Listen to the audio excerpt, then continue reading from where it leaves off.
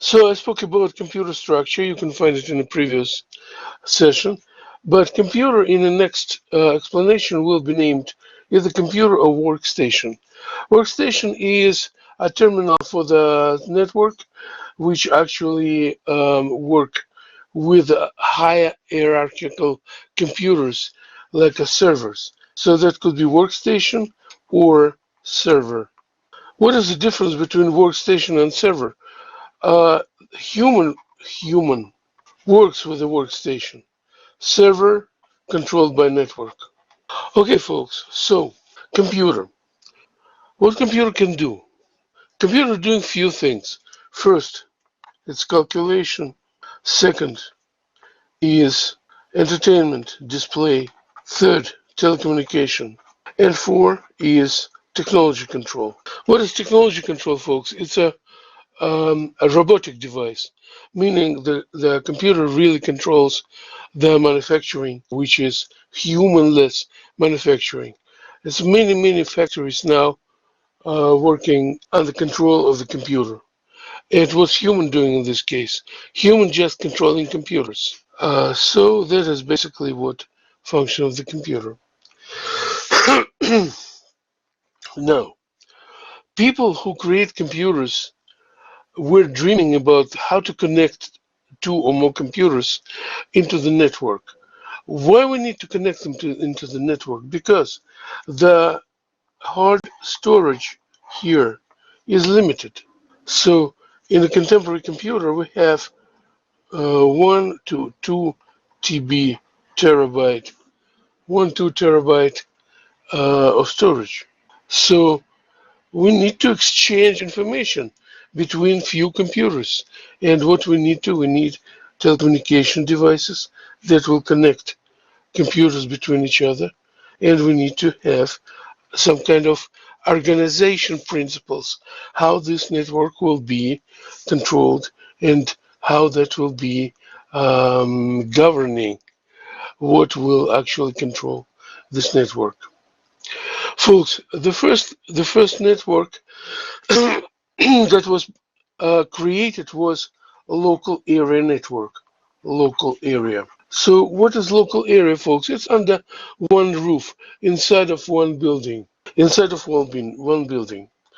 And the anatomy or geography or topology is quite the same thing for local area network, which is LAN, local area network. Could be different. And architecture for the first network was looking like this. That was the ring, and computers were connected to this ring like this. So this is 1, 2, 3, 4. Imagine that it's like circular telephone. So when you uh, would like computer number 1 to speak to computer number 3, the ring will be occupied. The ring will be busy.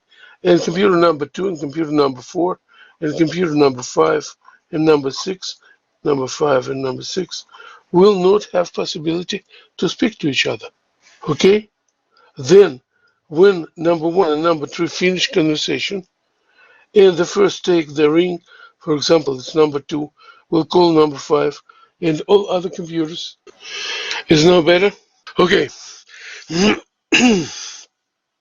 so this topography or this schematic diagram of local network is named token ring.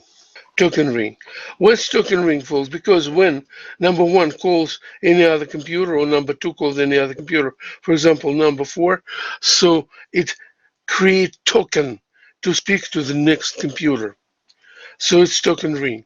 But this is very bad configuration because when two of them speaking between each other need to keep silence. Okay, the next that was created was star communication. Star communication. How it looks like. Star. It needs the middle computer, which named server. And all other computers need to be connected to this server. 1, 2, 3, 4. This is 1, 2, 3, 4 are workstations. So it looks like you have somebody who will collect gossips, right? For example, number one, oh, I have something to tell you about number two. Okay. And then server will collect information about number two, and then it'll call number two. You know number two. Number two, yes. Number one told something about you. So this is star communication. Star is better. Why is better? Because they all working in a different time.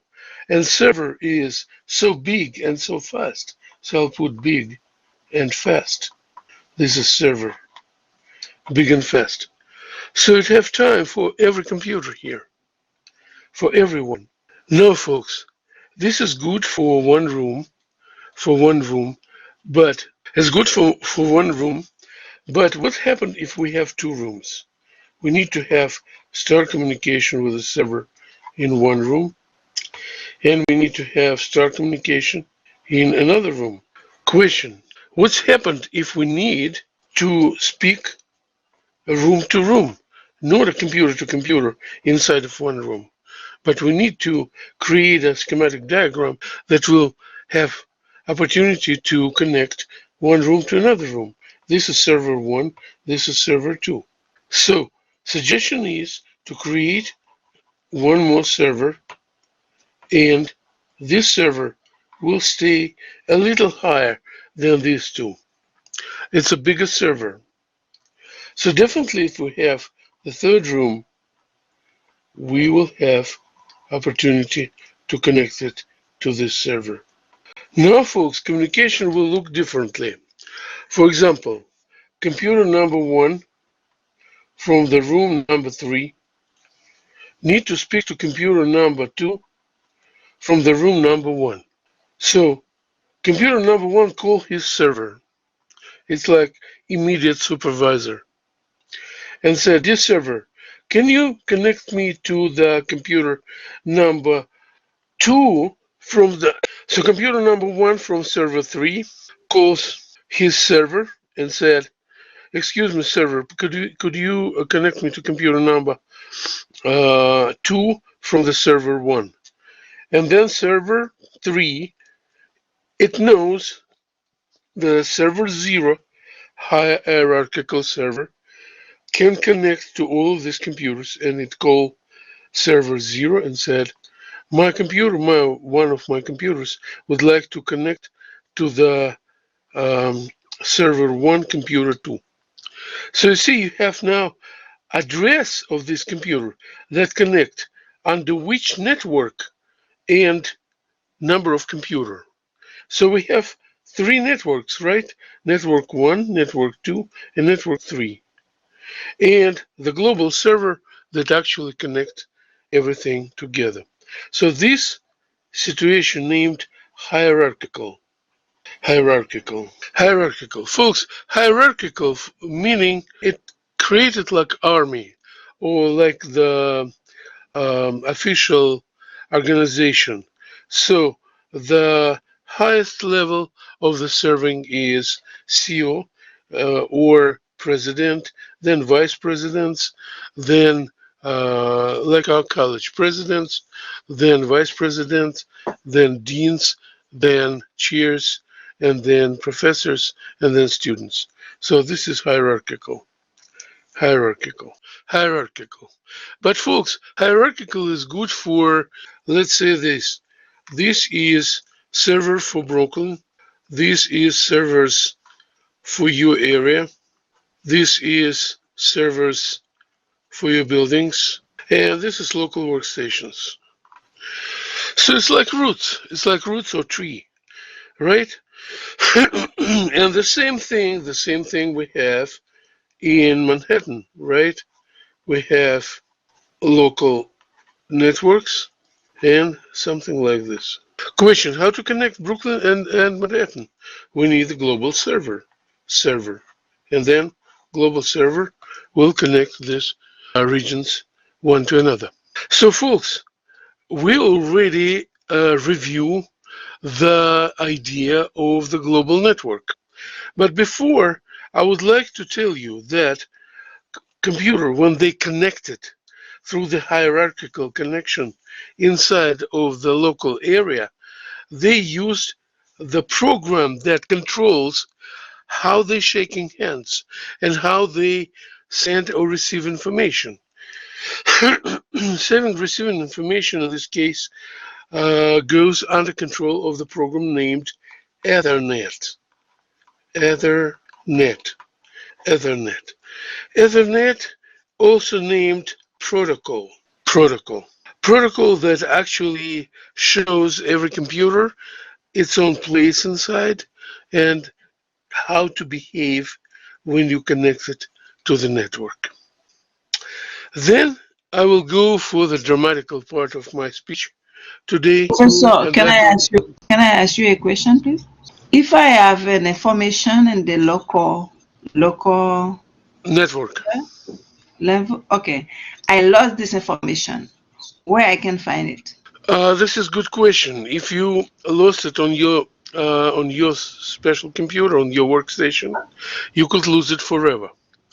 But if you keep your email, for example, on a server, there's an option to keep it on a server.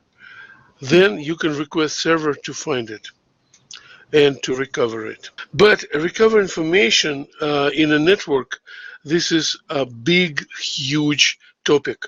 And we cannot review this because this is a very serious question. Let me tell you in common that network allows you to recover information if you lost it in most cases. Okay, but spies or diversions or maybe people who would like to intrude and place viruses, their problem is to put to put the risk on the information and destroy the informational pool. So that is a big problem. So in 1962, folks, I was 12 years old, but you probably were not in the project yet. But the president of the United States was JFK, John Fitzgerald Kennedy, and the president of Soviet Union was Nikita Khrushchev. Nikita. Khrushchev was very evil, very dangerous, like Putin now. He visited United States a couple of times, and he observed actually that people in the United States quite have a quite good life. They have cars, they have buildings. I mean, they live in private houses. They have good roads. They have good food. Comparing with other countries, especially with Soviet Union, which was pretty poor country. Not poor in the matter of military equipment, tanks, missiles, and everything else, including nuclear bombs. But people in Soviet Union were very poor. So definitely Nikita Khrushchev wanted to have everything that the United States have in respect to have it in Soviet Union for free, right? And then at this time, folks, the Cuban president was Fidel Castro. Fidel Castro. Fidel Castro made communism in Cuba. So he was the best friend of Nikita Khrushchev because Nikita actually helped him to create the internal police system to control people of the Cuban island. Okay, and then Nikita told Fidel that Soviet Union would like to put nuclear missiles in Cuba, nuclear atomic bomb. But you know that Cuba is 100 miles from Miami Beach. And then JFK was informed that Soviet Union built the fortress in Cuba stuffed with nuclear missiles. And definitely JFK called Nikita Khrushchev and asked him, stop doing it, because this is not what we expected in relationship between our country. But Nikita Khrushchev said, we're going to bury you, United States. We're going to take everything you have for free. We're going to conquer you. And then JFK called all his military advisors, generals, marshals, military supervisors, and so on. Heads of all departments in military in the United States. And he said, okay, first, we need red alert. Red, meaning this is very dangerous. Second, how can we communicate? Because President of the United States is Supreme Commander, and he need to communicate with all sort of military, Navy, aviation, Marines, submarines, infantry, and everything else. But what's happened if nuclear mushroom, let's say, will be exploded in somewhere, right? First, no telephone, because telephone is cabled. Cable will be melted. No radio. So, folks, I will repeat it because it's probably blackouted. So JFK asked his marshals, generals, and all heads of army, marine, aviation, and submarine and infantry. What we're supposed to do? How Supreme Commander is supposed to communicate with military? Because no telephone is melted. Cable will be melted. No radio. Radio communication will be down because of the nuclear activity. That is, will be radio contamination everywhere, radioactivity. And definitely no post office because post office is already dead because when the nuclear explosion happened nothing can survive, so there is no way to communicate. And then one guy from the Massachusetts, from MIT, he stand up and he said, Mr. President, I know how to communicate. And when JFK asked him, he said, that must be computer network. That must be computer network, guys, which actually can survive during the nuclear warfare. Why I tell you this dramatic story, folks? Because this story is famous as Caribbean crisis. Caribbean crisis. And the world actually was from one step from this total destruction. Because that was on the threshold of the nuclear world war. That is actually we are now. You know the war in Ukraine, between Ukraine and Russia, Putin. Putin jeopardized the entire world that he will apply the nuclear bomb. So how can we telecommunicate in this case? Let me explain, folks, the idea. That is our country, right? So the very, very rough. This is the contour of geography. And this is New York. This is Miami Beach. This is Washington. This is Chicago. This is Tucson. This is Seattle. And all other countries, meaning all other cities in our country. This is Stamford. Even this is Toronto and this is Vancouver of Canada. The first idea to create computer underground center which will be protected from the explosion. In New York, in Washington, D.C., in Chicago, in Seattle, in Miami Beach, everywhere. And it is created. Then, created underground telecommunication line with telecommunication facilities between every of these computers. Every and each. And you can see every and each computer workstations or servers here must be connected to each other like this. Take a look, folks. I'm still going to connect it. To build this network, folks, it costs a lot of money, but it's only way of communication when the nuclear war is outside of our buildings. Now, this network already created. Consider that. But how can we identify the points that actually connected to the network? The idea is to give every computer center that's sitting underground of this network to give the unique number. Unique number. It's like telephone number, like 112, 116, 32, 96. Another computer will have different number. Another computer will have different number. It's like telephone number. But in the computer network, this number named IP address. IP address. Information protocol address. So this computer will have IP address.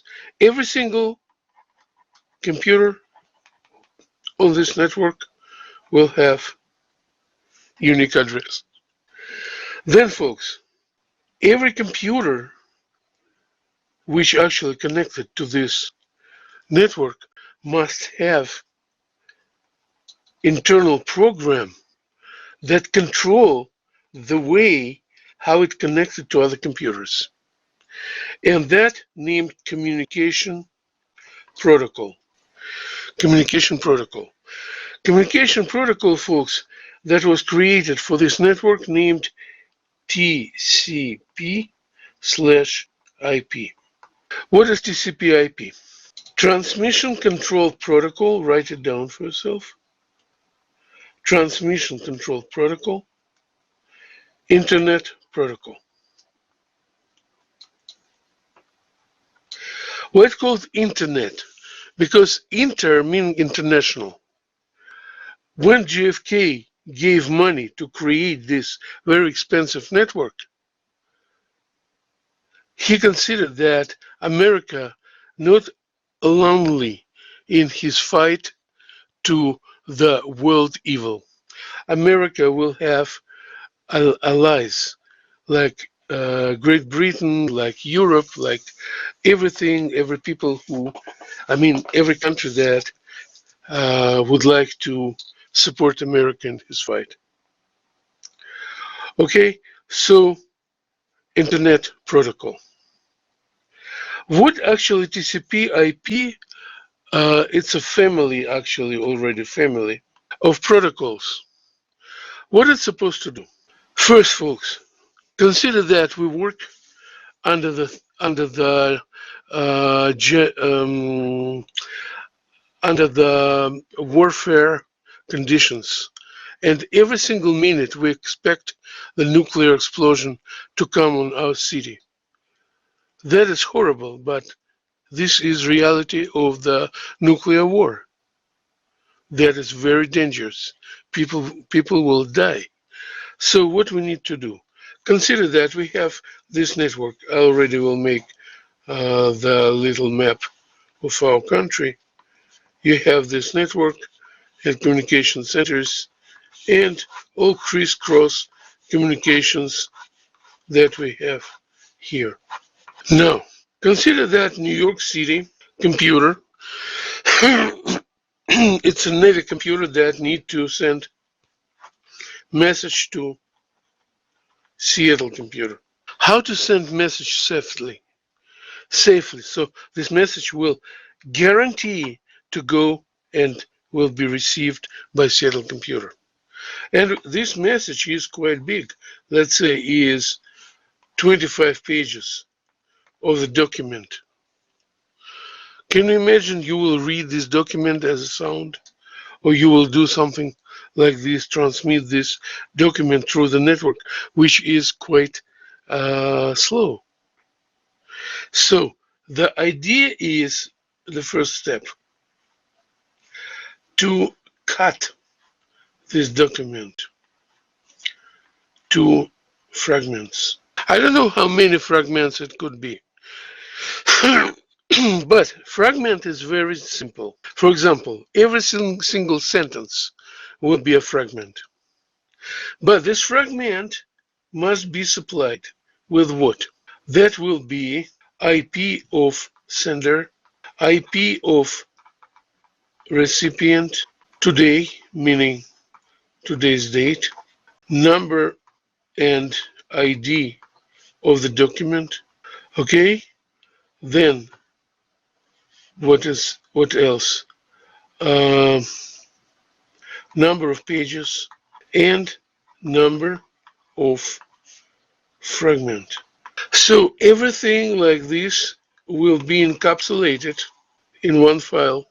And this computer which is sender computer, and this is recipient computer, will start working to send this, the first thing. But this thing also named package. Why package? Because it's packed everything in one single capsule. So this sending computer will have the first package to send, and it start screaming, "Hello, all computers around, anybody around me? Can you receive my package? Can you receive my package number one?" Folks, and the protocol that control nearest computers around the sender computer, they will force the receiving computers to pick up this package. And the first who can hear it will say, "I open my hands for this package." Sorry guys, I need a little. All right. So the first computer received the package from the computer sender. The first computer online in the network. When it received the first package, uh, the sender already starts screaming, "A second package is ready. Who can take it?" Another computer will take it. "Who can take the third one? Who can take the third one?" Third computer will take it. So folks, actually, nobody knows when and who will take the package which is still in the list. 1, 2, 3, 4, 5. Okay? Then number one package is in computer number two. This computer number two starts screaming, "Hey, everybody, who can take this package?" And nearest computer will take it. And so on, folks. This is like avalanche. All of these packages will be distributed through the network with a different speed in a different number of computers, but eventually they must all be collected by computer recipient. But how these computers on a network need to know where the recipient actually allocated? Because when computers shaking hands using TCP IP protocol, and this is transmission control protocol, internet protocol, this includes such a fragment of protocol named geographical information, and this is routing. Routing. Routing meaning like a zip code of this computer, where it is allocated. So all of these computers has routing information inside of their memory. And they know if IP address, but we have IP addresses for recipient, is a certain, that must be this direction. But if this is New York State IP address sent by recipient, previously recipient, but now it's sender, so computers will know that need to go this direction to New York State. Okay, so folks, this is how network is working. But I would like to mention where we are on this big diagram, because this is a huge computer centers that's sitting underground. They are hidden They are under conspiracy. Nobody knows where they are, and so on. How can we connect it to this? This is an interesting question, but before, folks, I would like to tell you that this network was created in 1970s, and the lab that created this was DARPA. This is Defense Initiative Programs for the Army. So this network was named ARPANET. Folks, unfortunately, I will tell you horrible things. That this ARPANET, with all algorithms, TCP/IP routing, was stolen by Soviet Union from United States. And all the billions of money that United States put here actually was in vain. After this, what United States decided to do? United States decided to give ARPANET away to the world. Not only Soviet Union, not only Russia, but everybody. So the ARPANET, since that time, became Internet. And that is TCP/IP and routing system. The Internet now has information about TCP/IP, routing, organization of centers, and everything like this. But how United States supposed to defend their telecommunication system? United States created United States created new internet. You could ask me, do I know anything about it? No. Do you know anything about it? No. Why? Because it's top secret. It is top secret. Only special military officers supposed to know about it. But it's in use. Military system use it, and our ships, our divisions, our squadrons, and everything else communicate using this internet, new internet communication.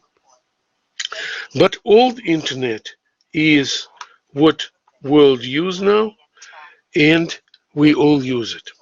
Now, question: how can we find ourselves on this specific diagram? Where are we?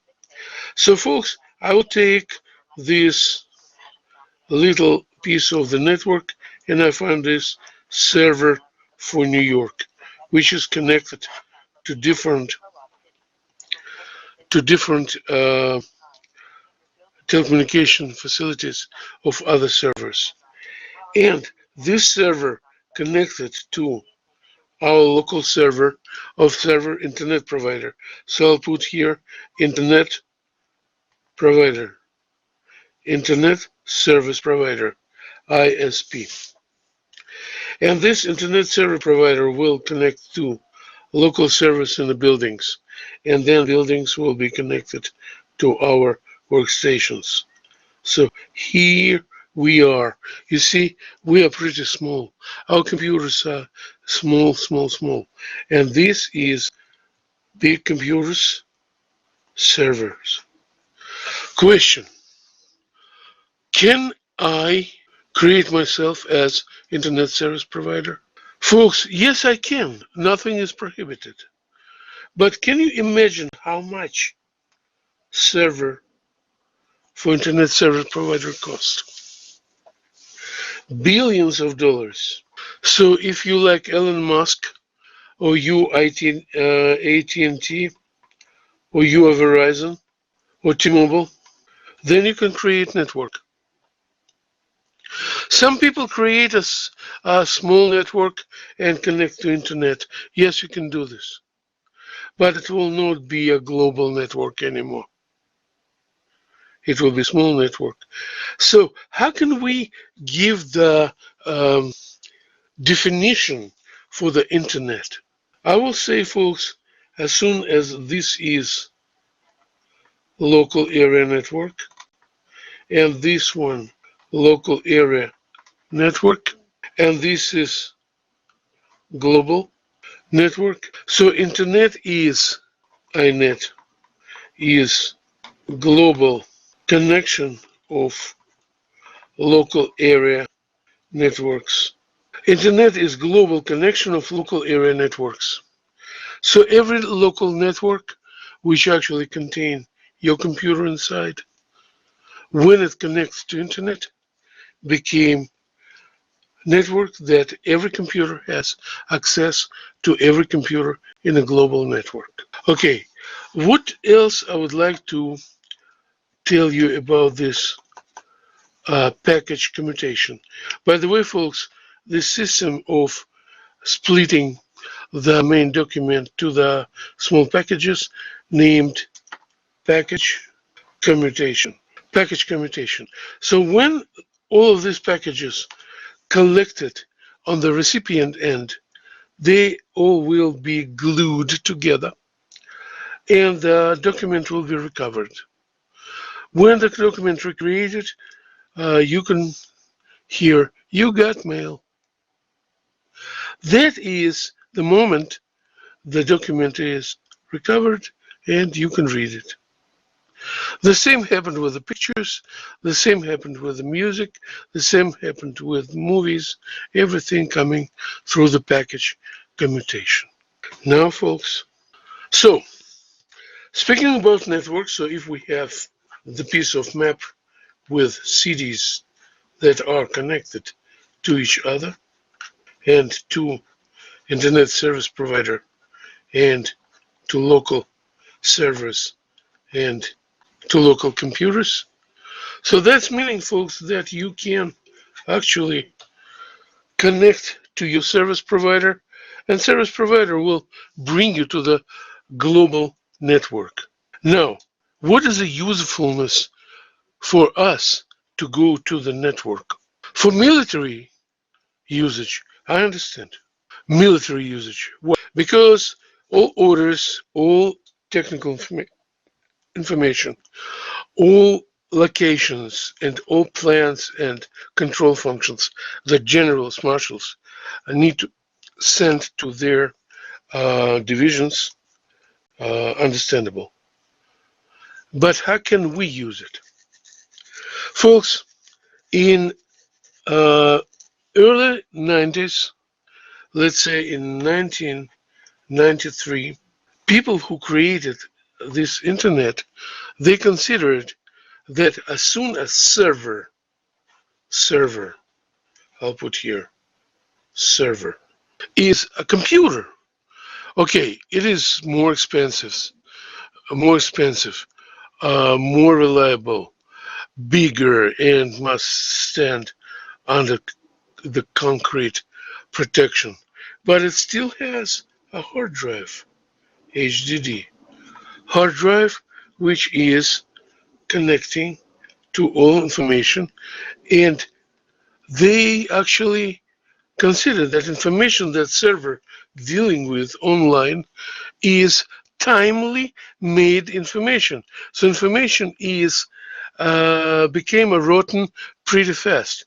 For example, if I need $100 right now and I sent you a message, for example, dear John, could you please send me immediately $100 because I'm buying a house and I need this for the closing. All right.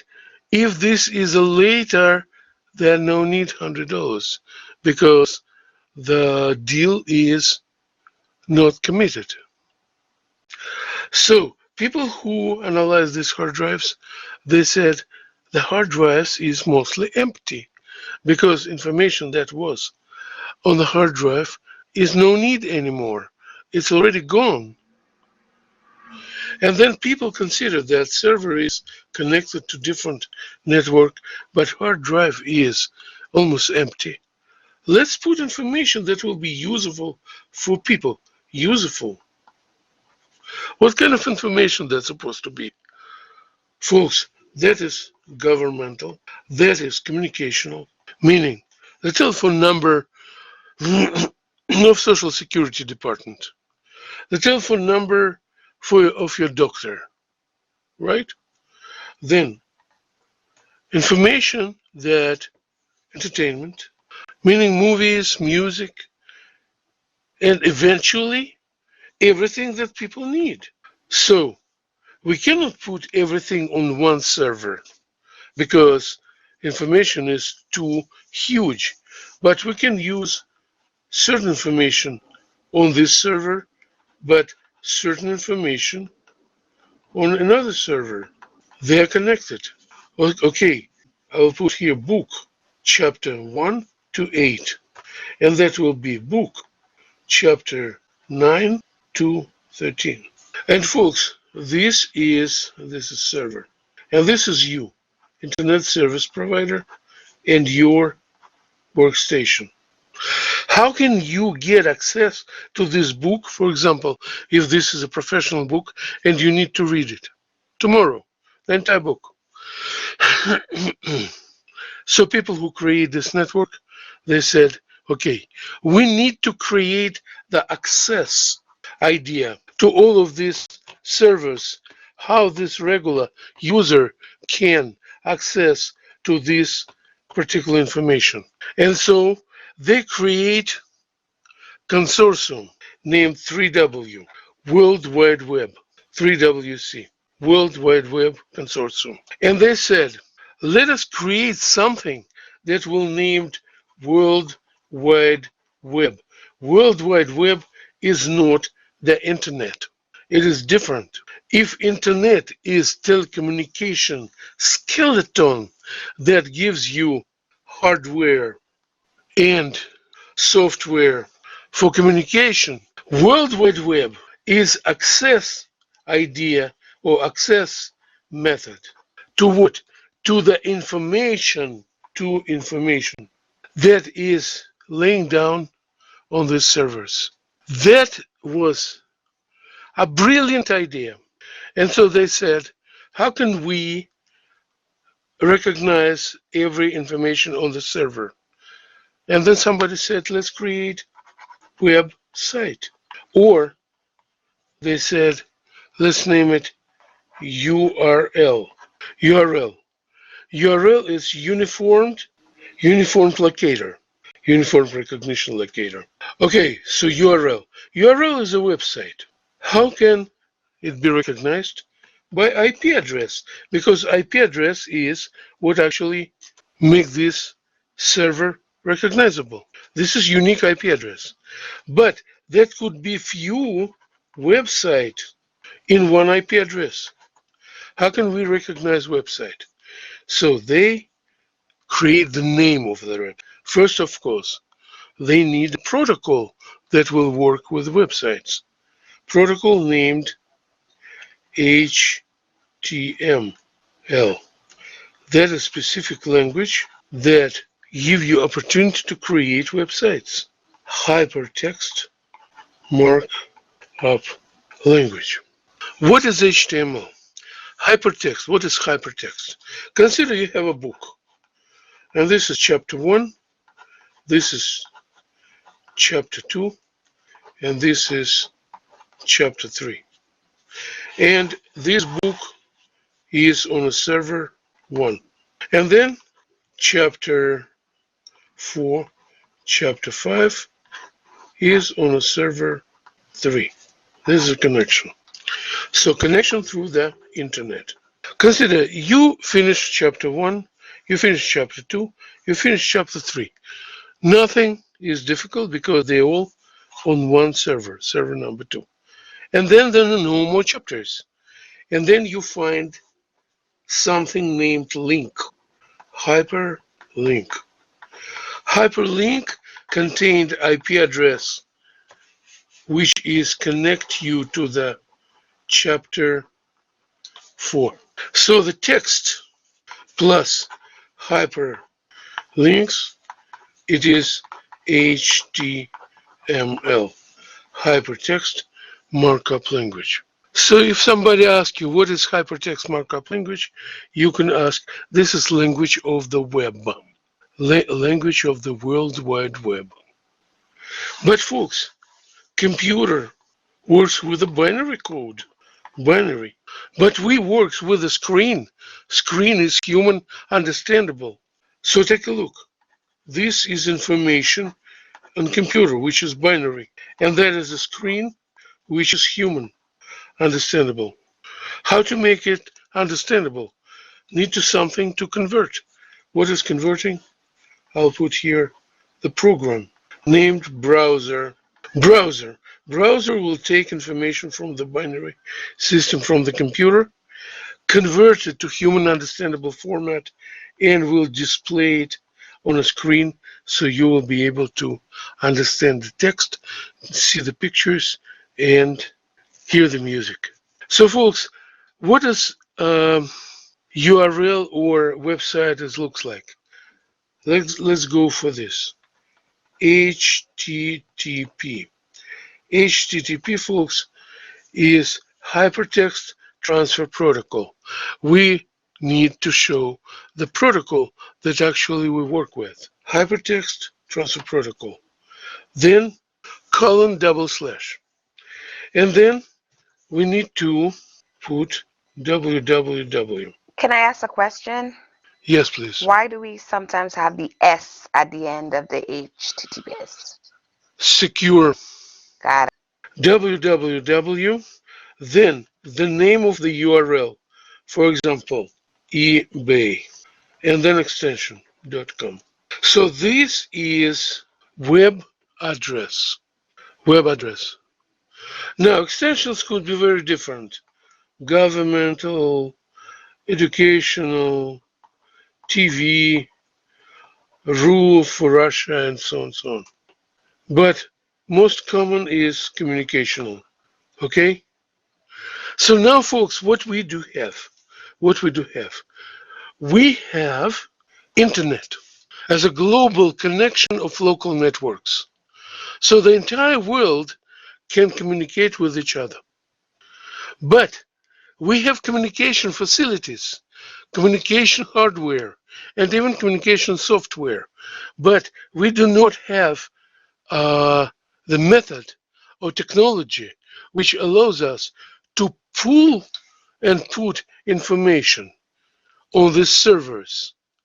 So internet is cold, it's not humanistic.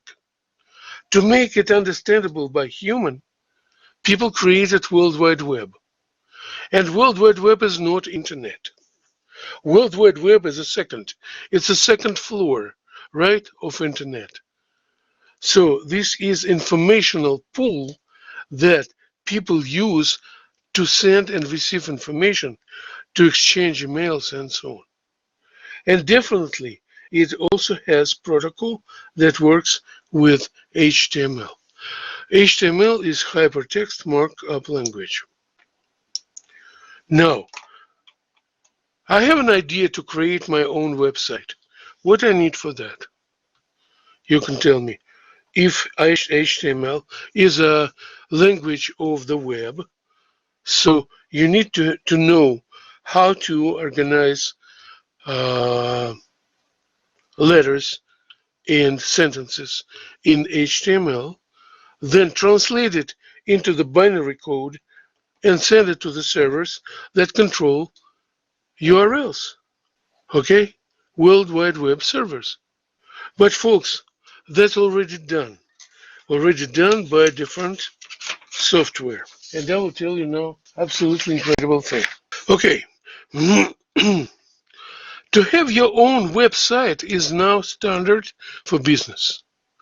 If some company do not have a website, that is very suspicious. Probably they are thieves or cyber criminals.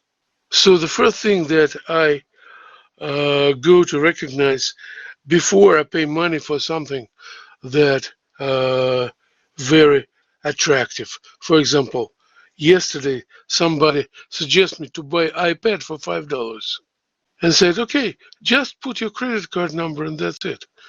You will be sent iPad tomorrow. Suppose I do this? No, because I know that internet World Wide Web is full of thieves, full of cyber criminals. But if I have website good website with contact numbers, with customer service, with whatever. If you're in business, that is the bail that I will have good relationship with this business. But how to build the website? Folks, I will tell you the secret. Nobody in the Medgar College will tell you that. Microsoft Word, you know Microsoft Word, is just text processor. Text processor. But it has very interesting piece. It can translate text to HTML. Incredible feature. What does that mean? When you create your layout with your photograph, with a textual piece, and put it into word processor, you will create it in a binary form in HTML. But you can tell me this is half of the job because the second piece, we need to put it on a server. Not only this, folks, not only the server. Server is just step one. On step two, this is step one. You need to get URL, meaning website. What is actually can be recognized that URL name is not what you want. You need to go to the special agency to get your URL and pay for this. GoDaddy. Something like this, yes. But folks, what I would like you to do, and what I will explain you how to, and what will actually give you happy when you will try to find a job or to find a clients for your business. You must create layout in Microsoft Word. We will study Microsoft Word beginning from the next session. So when you create it in a special way, so it will include a specific points for the hyperlinks. Then when you save it as HTML, you will have file in the binary code recognized by computer. What computer? What part of the computer? This step one will be displayed by browser because browser is the program that understands HTML. That's meaning you can recognize to see how good is the photograph, how text displayed, is everything in order, all hyperlinks working. I forgot to tell you folks that if you have two pages of this layout, the hyperlink could be between these pages and the hyperlink could be to the external URL. Oh, I remember what's URL. Uniformed Resource resource, yes, locator. locator. So, external URL. What kind of external URL? www.mec.cuny.edu. Okay? Now, when you click it, it will bring you to external URL. What meaning to bring you? It will be displayed on a screen of your browser. When you click back, it will go back to your textual area. That will be a project. But before this project is active, you need to finish it and you need to upload it to the specific area. I will tell you where. Okay? But what we need to do for step 2 and step 4, step 3.